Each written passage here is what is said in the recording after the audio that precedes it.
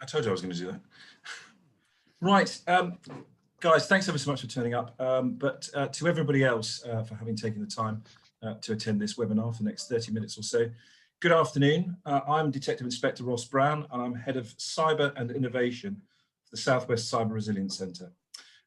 As I said, I'd like to welcome you all to the panel discussion, which is in collaboration with some of our trusted partners, who I would like to introduce to you. But before I do so, I'd just say a huge thank you to the three of you for giving your time and sharing your expertise with us all this afternoon. So in no particular order then, Ben from Blue Screen IT based in Plymouth. Welcome, Ben. Hi. Pete from Securus IT Solutions based in Exeter. Welcome to you. Hi there, you're right. And lastly, but certainly not least, Jim from C3IA Solutions based here in sunny Paul in Dorset. So welcome to you all. For everybody else, you can find links to the speakers' respective companies through our website. As I'm sure you can see behind me, it's www.swcrc.co.uk. And don't forget to join us as a free call member if you haven't already done so, as we can provide you with free products and guidance, as well as regular updates on how to keep your business safer online. Just one final point before we start. The questions being discussed this afternoon have already been submitted by our members. If you have any questions as we go through, please feel free to submit them on the chat feed. And if we get time before we finish at 2:30 this afternoon, we'll answer them on air. If not, I'll put the answers out on our August newsletter.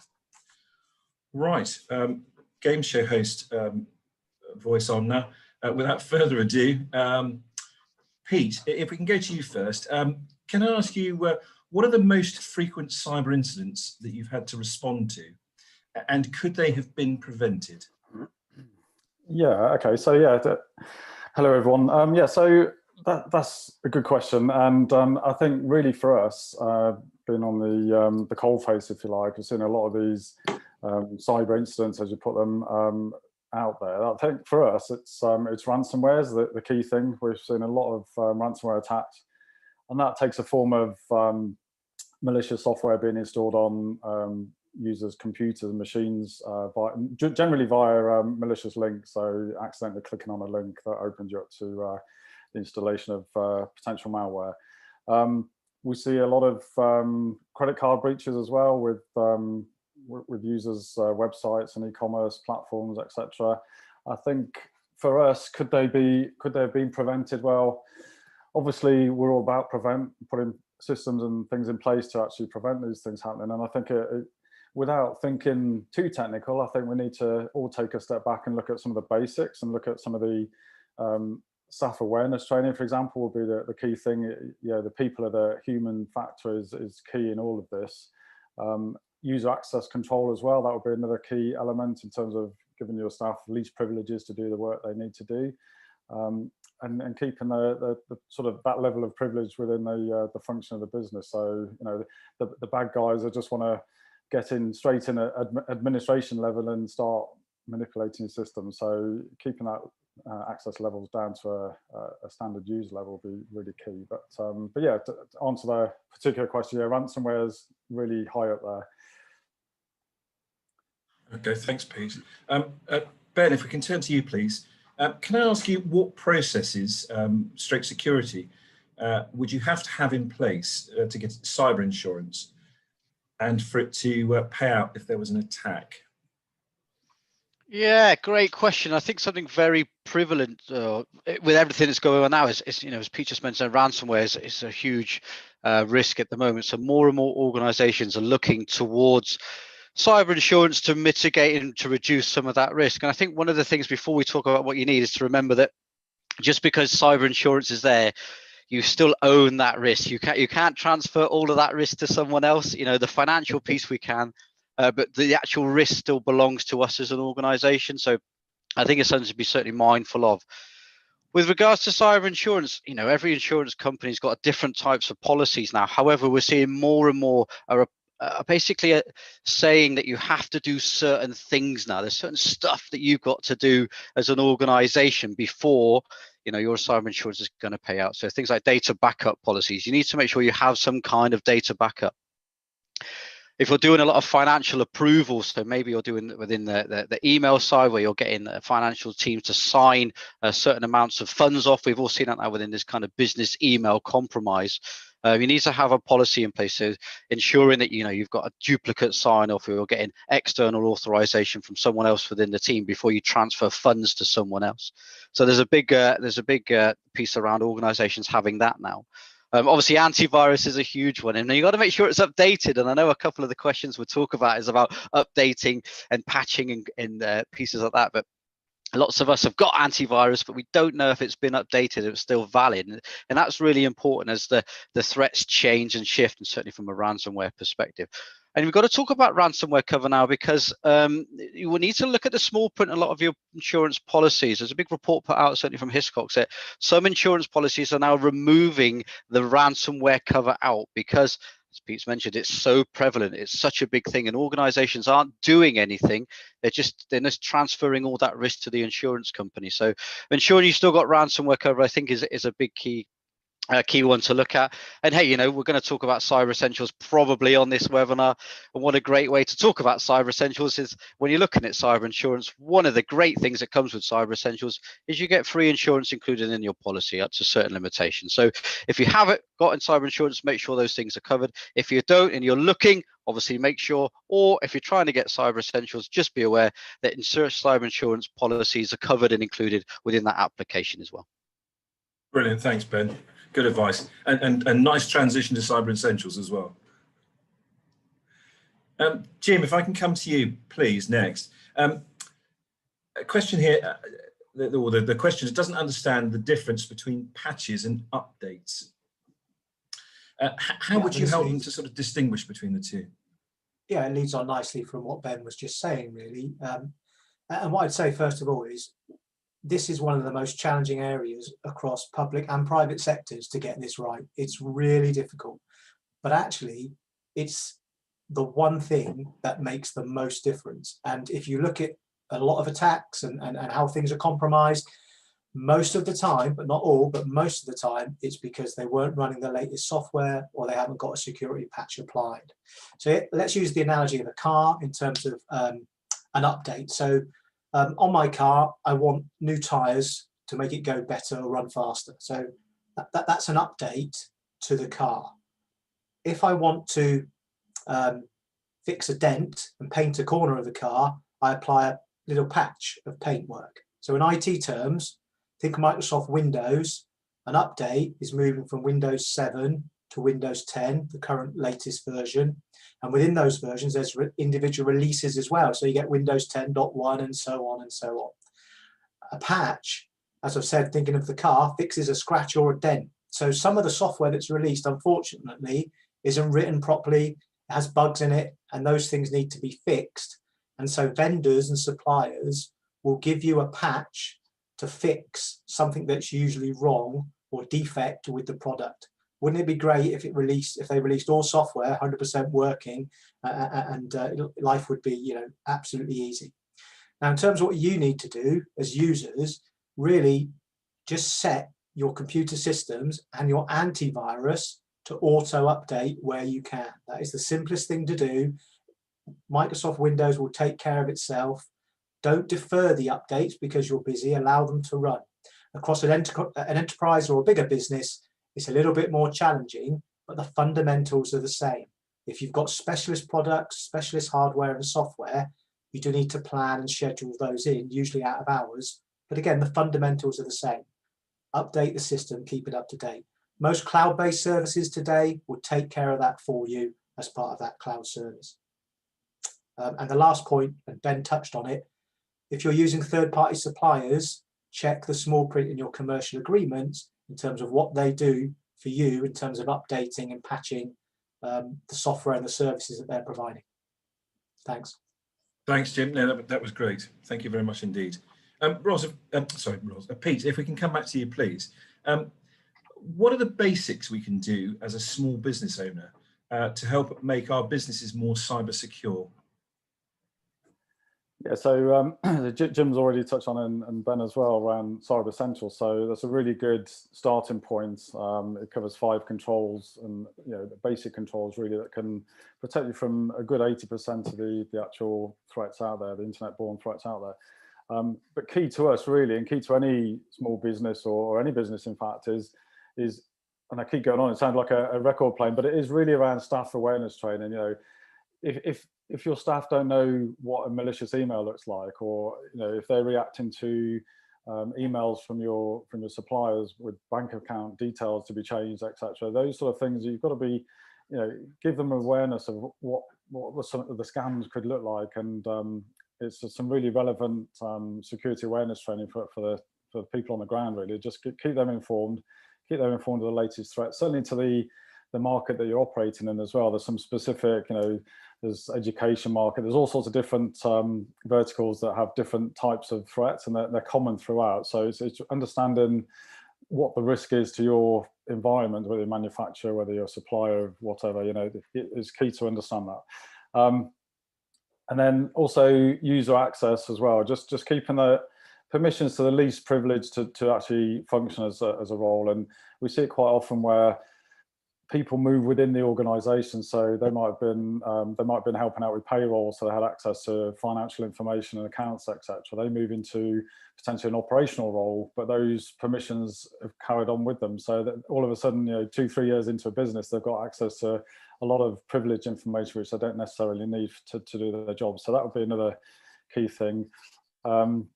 We've mentioned patching and security patching on operating systems and software throughout. So that's another key thing. And also remember passwords as well. That let's all implement really strong passwords. And there's a lot of you need to remember a lot of passwords, because obviously it's not best practice to use the same password throughout all platforms. So, but there are some really good password safes and password managers that are really useful for this operation. But those would be really the easiest things to do, and at no cost really. So yeah, that's what I'd recommend. Thanks, Pete. And don't ever apologise about just reaffirming things, because I think we all probably know that actually there are only about 6 or 7 things that we need to be doing. And it's just a question of just reinforcing that constantly. Just one quick aside, if I may. Pete, what are your thoughts about using web browsers to store passwords? Is that secure enough? Well, it depends on the environment. Obviously, if you're in a public space, or if you're in a shared machine environment, I wouldn't necessarily endorse that. But a lot of our advice comes, as it comes from the National Cyber Security Centre, and they're recommending strong passwords is actually safe to store in browsers. So you just got to be mindful of the environment you're operating in. I think if you've got shared access on your machine, or the potential of losing that mobile device or mobile laptop, etc., then you just got to bear a bit of common sense to it as well. Is it really that much of a hassle to implement enter 2-factor authentication into a website every time you go onto it? I mean, yes, it's an inconvenience, but it could be the savior of your business by doing that. So just got to weigh up that. It's all about risk. It's all about what's risk is acceptable to you as an organization. No, that's great. Thanks, Pete. Ben, if we can move back to you, please. How often do you have to update your system, or is it done automatically by Microsoft? So I could talk forever, but it's just one word I need to use, and that's constantly. There's no other word that you need to think about other than the word constantly. We talk about patching and we talk about updates, as Jim mentioned there. The big key area is now the shared responsibility model.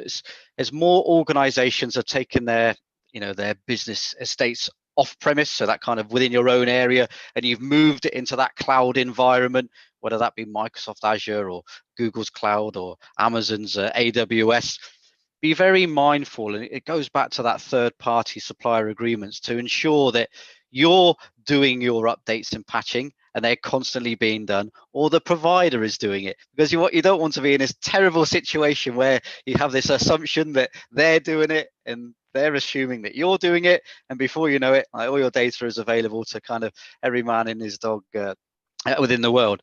So the answer there is constantly. However, we talk about automatic updates. highly recommend it, the best way to go. But we also need to make sure they've been applied. So you need to check they've been applied. I work in organizations, and you'll visit them on site to give them some advice about updates, and the box will pop up and it will say that these updates need to be installed at this hour, and you click snooze, and then a week later it'll pop up and you'll click snooze, and before you know it, that kind of 14-day window that we talk about in Cyber Essentials as the maximum time permitted to really install updates. And the reason for that is because of the time it takes the bad people in the world to kind of work out what that patch is doing and then bring it into a kind of into your environment. It's to make sure that we're not snoozing those updates over that 14-day period, because even though we're applying our patches constantly, even though we've got that shared responsibility, we know who's involved and who should be doing it, the patches aren't actually being applied to our organization's infrastructure. So it's really important to make sure that they are actually being applied. So to answer that, constantly, but make sure it's being done. Brilliant. Good advice. Thanks, Ben. Jim, question for you, if I may. How can I make sure that my staff don't get caught out with phishing emails? Is there a way of recognizing them? So this is really difficult. It's difficult for security professionals to recognize now. And so the answer is yes, there can be some ways, and I'll go through some sort of general rules and awareness. There are technical solutions, first of all, that can be put in place that filter emails. If you're using third-party suppliers, you can establish controls with them to do filtering of emails before they even touch your organization. Outlook does this reasonably well if it's configured. So general rules. Okay, first of all, be careful what you give away for free. We put stuff on social media, Facebook, our dogs, our date of births, etc. They become our passwords, don't they? Because that's what we do, because we can remember them. So think about what you're giving away for free. And also on your own company websites, we do want to tell potential clients and customers what we're doing, but do we really need to tell them who the head of HR or finance is? Because they become targets for people who are doing phishing, okay? Because they hold really valuable information that criminals want. Secondly, when you get an email, we're all busy and we don't stop and think. We click the link or we click send and it's too late. So all the education advice we use, we call it the 5-second rule. Try and give yourself 5 seconds when you read that email. If needs be, read it again, because generally you'll get a gut feeling there's something not quite right, and you understand your business better than anyone as to what that is asking of you and whether you should be doing it. So just stop and check. Sometimes spelling and grammar can be a little bit off, but they're really good at it nowadays. So that's few and far between, the criminals. What you can do, you can hover your mouse over the from email address, and it will then highlight what the actual email address is. So where it might say something like from amazonorders.co.uk or at Amazon, if you put your mouse over that, that then becomes usually a load of gobbledygook of letters and characters that would make no sense to you, and therefore you wouldn't do anything because you wouldn't recognize it. Additionally, conduct regular training and awareness campaigns in your organization. If you have the ability, try and send in fake emails to test people without them knowing. Hand in hand with that goes not punishing people if they make a mistake. Absolutely fundamental, okay? If experts can get caught out, as I've said, it's very difficult for normal users in your company. So if they make a mistake, don't punish them, because if there's fear of reprisal, they're less likely to report, okay? And we want to know when an incident has occurred. Lastly, have an incident plan. So things generally will go wrong at some point, but know what to do, know who to contact, know who to report to. If this includes personal data, that might also include the Information Commissioner's Office. And for really good advice and guidance, if you go to the NCSC's website and type in phishing, it will come up with a whole range of really clear, practical guidance that you can do. Brilliant. Thanks, Jim. No, really useful. Thank you very much indeed. Pete, if we can come back to you, and perhaps we'll just do the next couple of questions, because I know they relate to e-commerce, which I know is a particular interest of yours. As a small e-commerce business, what cyber attacks can I be at risk from? I guess I don't know the full impact of what can happen during an attack, and I always just think of our website. but I guess anything online can be hacked: emails, company files, password manager, etc.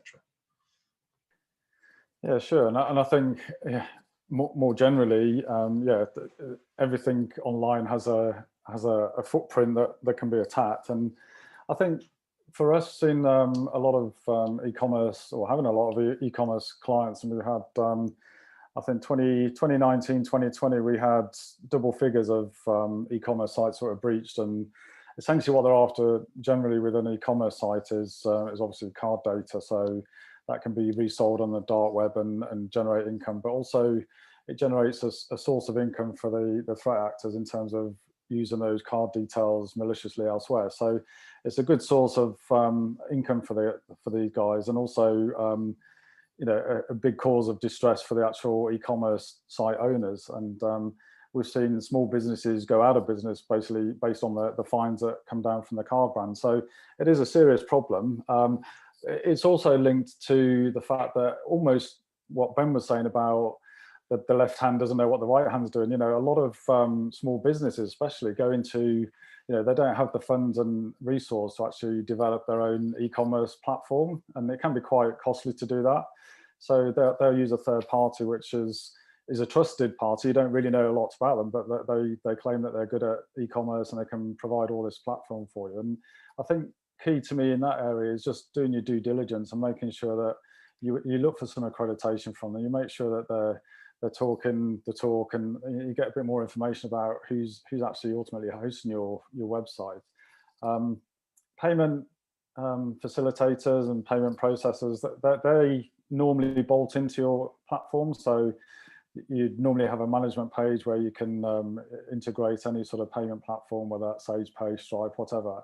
And that's normally quite straightforward and it doesn't need a lot of skill to do that. But what's really paramount to some of the breaches we've seen is some of the websites might have been in development, so they've had some really easy username password set up, and that's actually transferred into a live environment, so a really easy break in there.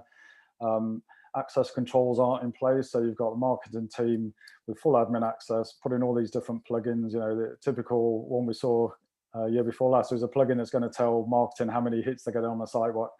That was a malicious plugin, and it started skimming card data. So there's all sorts of things that you can do to prevent these things happening. I guess it's a myriad of things that could happen to a website, but key to me is understanding the hosting company, the third party that's providing that service if you're not doing it yourself, doing a really good set of due diligence on them, and understand that don't try and take payments yourself and develop systems. Always use your third-party payment providers. That's their business. That's what they do. They integrate with all sorts of platforms, Drupal, WordPress, all that sort of stuff. And one thing I will mention as well is when it all goes wrong, obviously, Jim's literally just touched on it, but absolutely have a breach response plan. What if card data gets lost or stolen or breached? What if we lose access to the website? Who do we contact? How do we have a marketing plan to tell our clients, etc. And also have that disaster recovery process in place as well. How do we get back on our feet? How do we spin up an alternative site? How do we recover from this and get back on our feet? And but that's just an e-commerce platform. That it happens to emails. It happens to your corporate website. You can get defacement on that. You can, if you've got customer portal logins and things, these are all open to the internet and open to breaches. So it's Great, thanks, Pete. You must be clairvoyant because you've actually answered the supplementary question as well, so congratulations. Fair enough. Ben, if I can come back to you, what sort of details would I hold as a small business that a hacker would be interested in stealing? Crikey, anything. Within the cyber world, we kind of talk about this fear, uncertainty, and doubt, and it's a terrible thing to say, but you really need to be aware of it. So small business, medium business, large business, it doesn't really make any difference now. They are after names, addresses, bank account information, personal identifiable information. Maybe you work in, you have intellectual property, or you're creating products and services, and your blueprints and your drawings are on there. So you've got no personal data, but from a business perspective, if that was kind of released through ransomware into the wild, potential loss of revenue. And certainly from a supply chain now, and supply chain attacks are massive, and we see them more and more. The smaller businesses, they're at the end of the supply chains, and they make certain components. But what you'll find is, it's, as a hacker now, if I break into 10 of those really small supply chain businesses, the small businesses, I can start to piece the jigsaw puzzle together, and actually I can then create and make whatever the original product was at the beginning of the supply chain. And the reason that businesses, and unfortunately small businesses, are attacked, it's normally to do with the experience within the organization. The smaller supply chains, the smaller businesses, as we're talking about there, they don't have the skill level, they don't have the expertise and that knowledge within information security. And, it might not be their core business, and they're not looking at it. We could put like figures and facts, and I've got some stats there, kind of Symantec. 36% of attacks now are against small businesses, because they're classed as what's called low-hanging fruit. They don't have those requirements. They don't have the skill set. It's not on their mind to do this, and they don't understand then the business data that they got and how it could be used. And then when we're talking about data, and it's a great lead on from what Pete mentioned there, it's all about data. Data is the new gold. Everything is now sold. It's on the dark web yesterday, so it's £6.50 for credit card information now. So it's big. It's supply and demand. They're driving down the price of credit card information, which means the attackers need more of it to kind of bundle it all together to try and generate more revenue and make it worthwhile. So the answer to that is anything. Any data that you have might not necessarily be personal to someone, but to a business, it can be anything. No, I think that's a vitally important message, and one that I'm sure that we all try and get out constantly, is it doesn't matter what line of sector of business you're in, how big your business is, you've got data online, somebody's interested in it, aren't they? Right, I think we've got time for just one more, Jim, if you don't mind. There are a number of different ways to construct a password. Some people say 3 random words, some websites stipulate using a certain number of characters with numbers, including upper and lower case. We will find it really confusing. Have you got any sort of concise advice to help our members? So it is confusing. Having a password's good. That's the first thing.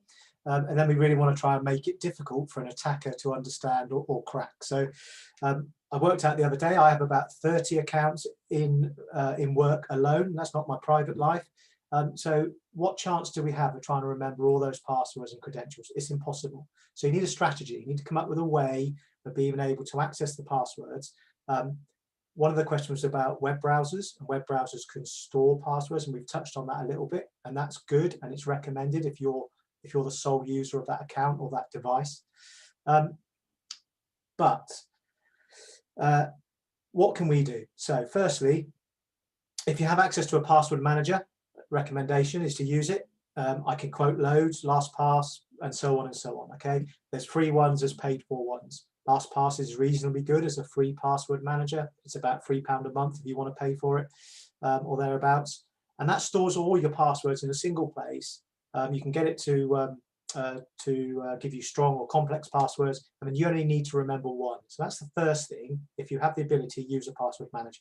Secondly, free random words. Yes, that's good, but we tend to forget anything that's random. So rather than random words, make something that's unique to you.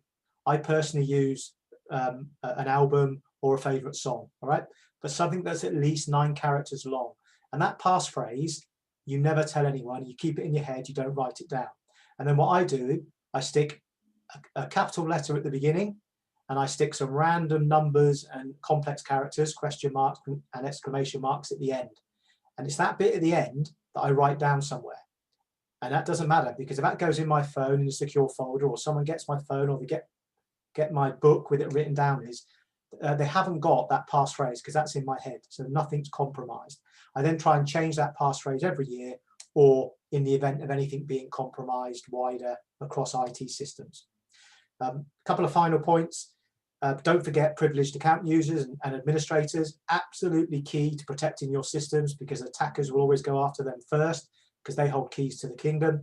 And we've talked a little bit about two-factor authentication, or multi-factor authentication, you might see it referred to as. Where this is offered, use it. Okay, if you use online banking or online shopping, Amazon or whatever, you can set this up. It's really easy. They will send you a code or something to your mobile phone or to an email address. And should an attacker get your password, they can't access your an account unless they've got that second piece of information, okay? Hence the term two-factor authentication. And again, good guidance at the NCSC's website under passwords collection.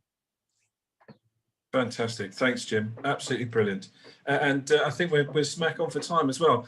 Gentlemen, thank you so much for taking the time to give us the benefit of your considerable advice this afternoon.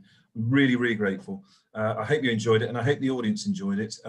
Like I say, if you've got any questions, if you want to pop them into the chat forum, or if not, get hold of us either through our website and indeed through any of the other companies, C3IA, Bluescreen, and Securius. So thank you very much indeed, and I wish you a pleasant afternoon. Yeah, thank you very much. And I think, like we said, I think we did well to get that in half an hour. So a lot of information, but a lot of common sense stuff that we need to apply. So yeah, thank you. Fantastic.